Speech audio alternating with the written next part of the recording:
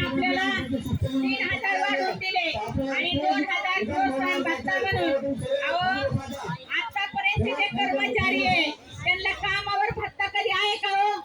ऐकले का तुम्ही?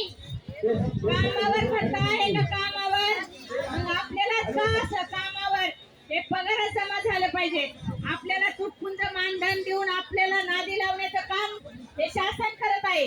त्या शासनाचा अंगणवाडी सेविकांच्या तर्फे मी त्यांचा स्वीकार करते आणि आपण त्यांचे फायदे घेण्यासाठी आणि आता शासन आपण अंगणवाडी कर्मचारी संघटनेने तर्फे केली होती. ती पहिला 7वी पासला सेविका घेत होते, त्याच्यानंतर 8वी पासला घ्यायला लागले, त्याच्यानंतर 10वी पासला घ्यायला लागले आणि आता 12वी पासला घ्यायला लागले. परंतु जुन्या ज्या मदतनीस आहे तुम्हाला मदतनीस त्यावेळेस 4थी चालत होत्या.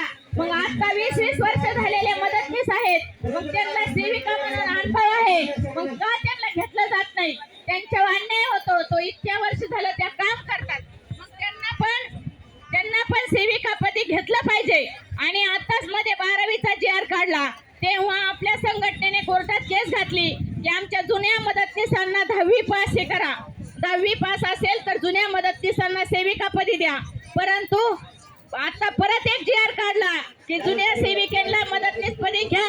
पण अजून एक कारण त्याच्यामध्ये असं टाकलंय 2022च्या GR मध्ये असं टाकलेलं आहे की महसूल गाव हे फॅड कुठून आणलं? हे शासनाने फॅड कुठून आणलं?